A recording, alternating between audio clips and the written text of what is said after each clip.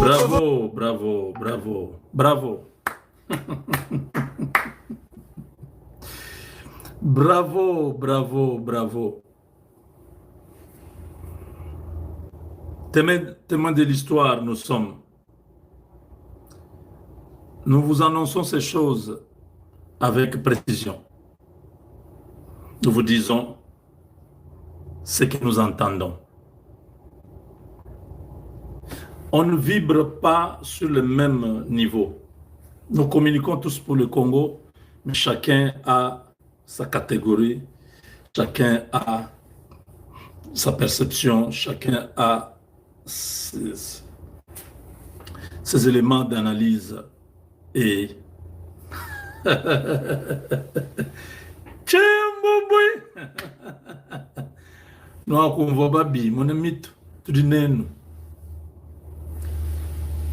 alors, pour commencer, je vais vous mettre la vidéo du ministre des Affaires étrangères, parce que la conférence de presse vient de terminer. Donald Trump était le premier à prendre la parole. Il a vanté le mérite de ce qui vient de se passer. Ce qui vient de se passer, Donald Trump a expliqué en long et en large comment l'opération était menée depuis son compound. Compound, c'est depuis son domaine privé à Mar-a-Lago, en Floride. Comment c'était extraordinaire, bien réussi. On a pris Nicolas Maduro et sa femme Flores Maduro, 2 prisonniers qui vont faire face à la justice aux États-Unis. Il a loué le professionnalisme, l'expérience, les niveaux qu'aucun autre pays peut avoir pour opérer de cette façon-là. Après, c'était le ministre de la guerre qui a souligné que nous allons faire la paix avec force.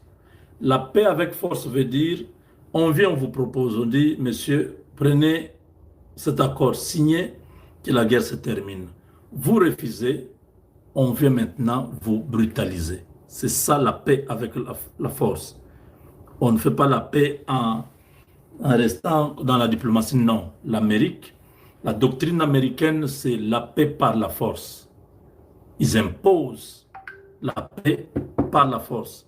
Ils ont jeté des bombes au Japon. La paix était revenue. Cette force-là qui avait arrêté la Deuxième Guerre mondiale. Depuis la Deuxième Guerre mondiale, la doctrine américaine n'a pas changé. Ils se sont encore davantage radicalisés avec l'arrivée de Donald Trump. Et cette équipe, Donald Trump est entouré de jeunes conservateurs de droite les plus dangereux, les plus durs, disons comme ça. Vous prenez celui qui était conseiller à la sécurité nationale, qui est actuellement ambassadeur aux Nations Unies, Mike Waltz. Il est dangereux. Celui qui était le bras droit, il a commis une erreur. Trump n'a pas voulu le lâcher. Il l'a envoyé à l'ONU. Mais c'est celui-là qui était le numéro 1 de la sécurité des États-Unis. Après lui, vous prenez celui qui est là, Pete, le ministre de la guerre, qu'on appelle ministre de la défense chez nous, ministre de la guerre. Vous l'avez suivi, très dur. En parlant, vous sentez la menace contre la Chine, contre la Russie et les autres. Vous quittez là, vous prenez le ministre des Affaires étrangères, celui que je veux mettre maintenant, Marco Rubio. Un homme aussi dur. Et vous prenez Dan Ken. Dan Ken, c'est le chef d'état-major général. C'est comme un robot, un type dur là, il marche comme automatique là. C'est lui. Ça, c'est un peu l'architecture des gens. Et sans oublier les vice-présidents des États-Unis. Un homme dangereux. Cela, si Trump part, il prend le pouvoir, ça va être... Trump n'a encore rien fait. C'est là, J.D. Vance est terrible. Ce sont des petits, ils ont 30 ans, 35 ans, 40 ans. Vous voyez, dans l'opération là, de la nuit d'aujourd'hui, le plus jeune soldat avait 20 ans, qui était dans l'opération. Je ne sais pas s'il était pilote, s'il était... Le plus âgé, c'était un des généraux qui avait 49 ans. Pas quelqu'un de 50 ans. Donc, le plus grand dans l'armée qui a opéré de 22 heures à 2 heures du matin. Bon, l'opération commençait à 22 heures. Il fallait que les à peu près 20 bases militaires qui étaient réquisitionnées. Des porte-avions, ce sont des bases mobiles. Les pays qui sont dans la région, donc en Équateur, leurs bases en Équateur, leurs bases au Panama, leurs bases en Porto Rico, dans tout l'Atlantique, leurs bases du côté du sud de Floride là-bas, tout ça, du Texas, toutes ces bases, je dis bien 20 bases militaires, 150 avions, les F-16, les F-35, ils ont mobilisé tout parce que il fallait pas rater et qu'on se moque des États-Unis. Dan Ken, donc le chef d'état-major, explique, il dit, quand on s'est approché de Caracas, tous les transpondeurs ont, ont cessé de fonctionner, tous les systèmes de défense du Venezuela ont cessé de fonctionner. Parce qu'on les a paralysés depuis le ciel. Vous savez que celui qui contrôle le ciel contrôle la terre. Les satellites de défense américains ont laissé un couloir pour cette opération et verrouillé tout. Et les Chinois et les Russes ne pouvaient rien faire en ce moment-là. Je dis, c'est une opération comme la fin du monde, où vous n'allez pas vous sauver. Si vous n'êtes pas sauvé, vous n'êtes pas sauvé. C'est très grave. Maintenant, suivez les messages que Marco Rubio vient d'envoyer à Paul Kagame. C'est le même Marco Rubio, quand Ouvira est tombé, qui a dit « Nous ferons tout ce qui est à notre possible pour faire respecter la signature de notre président. The United States of America will make sure that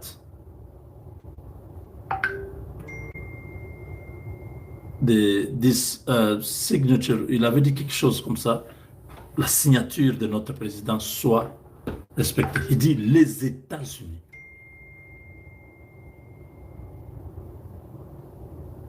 Quand ils disent tout ce qui est à leur pouvoir, vous pensez à quoi? Toutes les options seront sur la table. Les stratèges militaires de la CIA, les spécialistes de cette zone de Grand Lac, ceux qui travaillent avec l'armée rwandaise, qui connaissent les Rwandais comme sur leurs mains, c'est eux qui seront invités là-bas. On va appeler tel ambassadeur qui était au Rwanda depuis 5 ans, tel agent de liaison de la CIA qui a travaillé au Rwanda pendant 5 ans, tel agent humanitaire qui était là-bas, qui est spécialiste de telle question. On appelle tous ces gens-là. OK. Maintenant, dites-nous comment est-ce que nous pouvons faire pour éliminer cette cible? Quelles sont les possibilités si on l'assassinait? Sur le plan social, les ethnies qui sont là-bas, il y aura guerre civile. Quel est l'homme fort qui peut sortir et maîtriser tout le monde? 2. Si on envoie un commando, ça prendra combien de temps? et quels sont les points essentiels pour faire ceci, cela. Donc, ils analysent tout ça, ils mettent, ils disent, bon, ici, on va minimiser les dégâts. Ça, c'est facile. Dès qu'ils ont choisi, l'affaire se met en branle. Je suis en train de beaucoup parler, je vous dis, suivez ce que Rubio dit. Rubio, en résumé, dit ceci. Ce qui est arrivé à Maduro pouvait être évité si Maduro avait écouté le président qui veut la paix, Donald Trump. Mais Maduro a joué au grand garçon.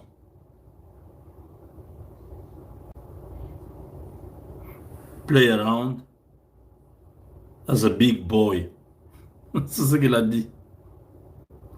Au lieu de comprendre que c'était une opportunité pour lui, il dit, mais à ce moment où nous parlons, Maduro serait déjà dans un pays, quelque part, assis calmement, s'il avait accepté la main tendue du président Trump. C'est de la même manière que beaucoup d'autres continuent à jouer comme ça dans le monde. C'est ce qu'il a dit. Je vous mets ça pour que vous puissiez bien comprendre que ces messages-là, nous allons faire de tout notre possible pour faire respecter la signature de notre président.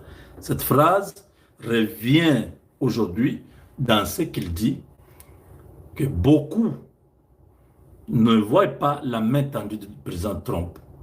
Ils sont en train de jouer. Regardez, ce qui arrive à Maduro pouvait être évité. Suivons-les. Et puis, voilà. Attentivement. Bon, c'est l'anglais. Tantôt, je vais chercher à interpréter. Ils vont parler, ça va perturber. Mais l'essentiel a été donné. Je sais que beaucoup suivent en anglais déjà. Ils peuvent déjà suivre ça. Attendez, suivez.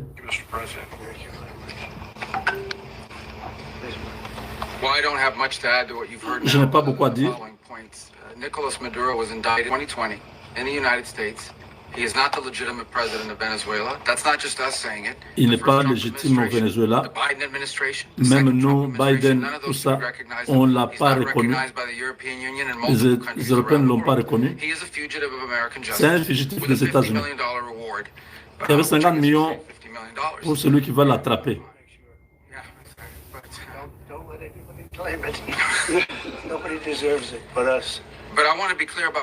Je vais être...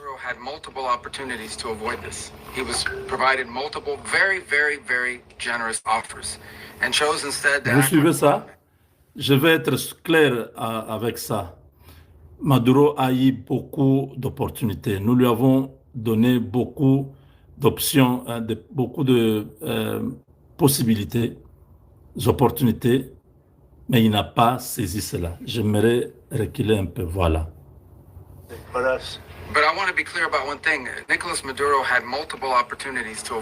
Il avait l'opportunité d'éviter ça. Il a eu beaucoup de généreuses offres. Ah. Union in multiple countries around the world. He is a fugitive of American justice with a $50 million reward. Make sure. Yeah, exactly. But don't let anybody claim it. Nobody deserves it but us. But I want to be clear about one thing. Nicolas Maduro had multiple opportunities to avoid. Cet homme avait beaucoup d'opportunités d'éviter ça. Very, very, very generous offers. On lui a donné des généreuses offres. Chose instead to play around.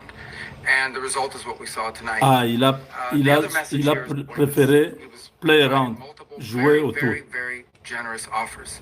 And chose instead to act like a wild man. Chose instead to play around. And the result is what we saw tonight. Vous voyez les résultats aujourd'hui. The other message here is the following. You have a guy, like many people around the world, they like to play games. You have a guy. Ah, vous avez suivi ça? Est-ce que vous avez suivi ça? Many people would like to play a game around the world. C'est comme beaucoup d'autres qui sont à travers le monde qui préfèrent jouer avec ce que nous leur accordons comme option. Kagame, vous avez bien suivi, je remets là-bas. Tu es un anglophone, tu vas bien comprendre que ce message-là Ça s'adresse à toi. Tonight. The other message here is the following. You Okay. have a guy, like many people around the world, they like to play games. You have a guy who decides he's going to invite Iran into his country, is going to, do the confiscation of American oil companies, is going to flood our country with gang members, is going to take Americans prisoner and try to hold them for hostage and trade them like he was able to do with the Biden administration. Basically likes to play games all this time and thinks nothing's going to happen. And I hope what people now understand is that we have a president. The 47th president of the United States is not a game player. When he tells you that he's going to do something, when tells you he's going to address a problem, he means it. He actions it. Le 47e président des États-Unis n'est pas quelqu'un qui joue le jeu. S'il te demande quelque chose, s'il te dit quelque chose, il faut l'écouter. Parce qu'il va faire ça. Si vous pensez qu'il est en train de blaguer, c'est votre problème. Vous avez suivi ça? He means it. C'est ce qu'il pense. S'il te dit il va faire quelque chose, il va le faire. C'est ce qu'il pense. I can tell you, I've watched this process now for 14, 15 years, been around it. Everybody talks. I'm going to do this, I'm going to do that. When I get there, we're going to do this, we're going to take... This is a president of action. Ça, c'est un président d'action. I don't understand yet how they haven't figured this out. And now, if you don't know, now you know. Beaucoup n'ont pas encore compris, mais maintenant vous connaissez. Like, I don't understand yet how they haven't figured this out. And now, if you don't know, now you know. Because this is the way it's going to play out. And it like to play games. You have a guy who decides he's going to invite Iran into his country, is going to, do the confiscation of American oil companies, is going to flood our country with gang members, is going to take Americans prisoner and try to hold them for hostage and trade them like he was able to do with the Biden administration. Basically likes to play games all this time and thinks nothing's going to happen. And I hope what people now understand is that we have a president. The 47th president of the United States is not a game player. When he tells you that he's going to do something, when tells you he's going to address a problem, he means it. He actions it. I can tell you, I've watched this process now for 14, 15 years, been around it. Everybody talks. I'm going to do this, I'm going to do that. When I get there, we're going to do this, we're going to take... This is a president of action. Like, I don't understand yet how they haven't figured this out. And now, if you don't know, now you know. Because this is the way it's going to play out. And I think people need to understand that this is not a president that just talks and does letters and press conferences. And, if he says he's serious about something, he means it. And this is something that was a direct threat to the national interest of the United States, and the president addressed it. There's a president of peace, by the way. I told you what I just said earlier. This guy had multiple opportunities to find his way somewhere else and figure out another. He could have been living somewhere else right now, very happy, but instead he wanted to play big boy. And so now, he's got other sets of problems. Play big boy. And but I think the message here should be for the world. Look, the president doesn't go out looking for people to pick fights with. He's not generally wants to get along with everybody. We'll talk and meet with anybody, but don't play games. Don't play games with this president's in office. Il a dit ce message est pour le monde. Vous avez suivi? And now, if you don't know, now you know. This is the way it's going to play out, and I think people need to understand. Et Yindi. The president that just talks and does letters and press conferences. And, ça c'est grave. If he says he's serious about something, he means it. And this is something that was a direct threat to the national interest of the United States, and the president addressed it. There's a president of peace, by the way. I told you what I just said. De la paix. This guy had multiple opportunities to find his way somewhere Cet homme pouvait aller habiter quelque part. Living somewhere else right now, very happy. Oui, voilà. Instead, he wanted to play big boy. Il a joué le grand garçon. He's got other sets of problems on his hands. And but I think the message here should be for the world. Ce message est pour le monde. Le président ne cherche pas des gens à se battre avec. We'll talk and meet with anybody.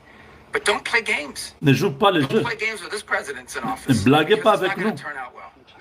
And so I hope that I guess that lesson was learned last night, and we hope it'll be instructive. La leçon a été donnée la nuit dernière. Chimbabwe. Vous avez entendu ça? Trump n'a pas dit ce que Rubio dit. Rubio, c'est lui qui a les affaires étrangères des États-Unis. C'est-à-dire, c'est le patron de la politique américaine. Quand Rubio te dit, Trump, c'est un président de la paix. Nous faisons la paix par la force. S'il te dit quelque chose, il means it. Donc, s'il te dit va, il pense vraiment qu'il t'a dit va. Si tu crois qu'il t'a dit viens, ça c'est ton problème. Parce que Maduro avait la même chance de vivre normalement. Maintenant, là, s'il avait saisi l'opportunité, il serait quelque part dans un autre pays en train de vivre tranquillement. Il n'a pas accepté ça. Il a voulu jouer le big boy. Il a voulu jouer les grands garçons. Oui, les impérialistes, ils ne feront rien. Comme Kagame. Nya, nya, nya, nya, nya. James, sanction. Nya, nya, nya, nya, nya. Vous jouez le big boy. Kagame, vous êtes averti. Vous avez suivi. Ce n'est pas moi qui ai inventé le message. C'est sur Fox. Allez sur Fox. Vous allez suivre. Donc, Rubio a donné le vrai message. Il a dit, ce message est pour le monde. Si vous blaguez, oh non, je vais prendre des Américains en otage et je vais envahir un pays et je vais faire ça. Il a dit, si vous pensez que l'Amérique va jouer comme les autres administrations, c'est votre affaire. Trump ne va pas vous épargner. Vous êtes avertis.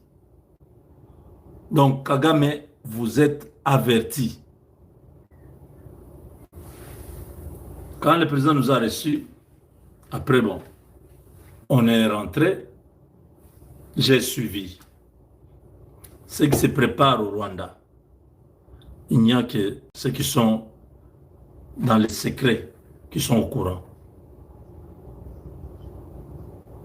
Ils peuvent continuer à faire semblant. On leur a dit, retirez-vous de la RDC avant le 1er janvier. Ils ont refusé. Est-ce que vous avez entendu encore un officiel américain parler sur l'Est du Congo? Non, je vous pose la question depuis Noël jusqu'à maintenant. Avez-vous entendu un conseiller du président Massad Boulos ou lui-même le ministre ou Trump ou quelqu'un d'autre parler de la RDC? Personne ne parle, il y a un silence. Ce silence-là, moi je suis au courant. Je sais que le président lui-même, qui est le président de la RDC, suit cette affaire-là. Je sais que même son conseiller en matière de sécurité, le patron de la sécurité, le prof Berand, il est au courant. Donc, c'est vraiment un temps très important. Ils ont refusé la main tendue des Américains. C'est bon. Maduro l'a fait. Aujourd'hui, il le regrette. Il a les menottes avec sa femme. Toute la fortune. Vous savez, Noriega du Panama a été extradé pour être jugé aux États-Unis. Kagame va se retrouver dans une situation sale. Là. Continue à jouer au grand garçon. Play the game as a big boy.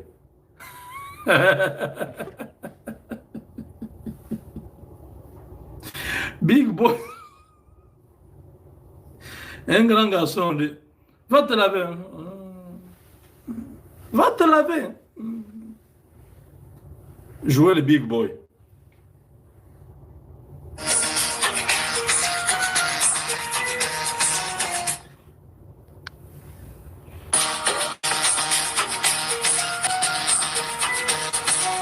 If anyone comes around and thinks they can, they come, hey, we're going to sanction you. You have your own issues to deal with, and they'll tell anybody to his face. Rwandans must go to hell. To hell. Leave me. Go to hell.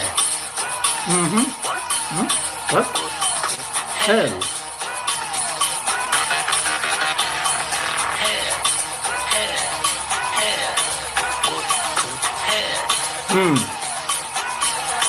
Just go to hell. Go to hell. Tu dis à Trump d'aller au hell. C'est vrai. Ok. Ça, c'est quelle danse à l'église comme ça.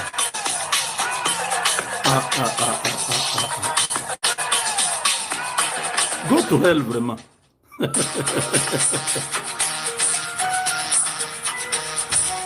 If anyone comes around and thinks they can, they can, hey, we're going to sanction you. Good.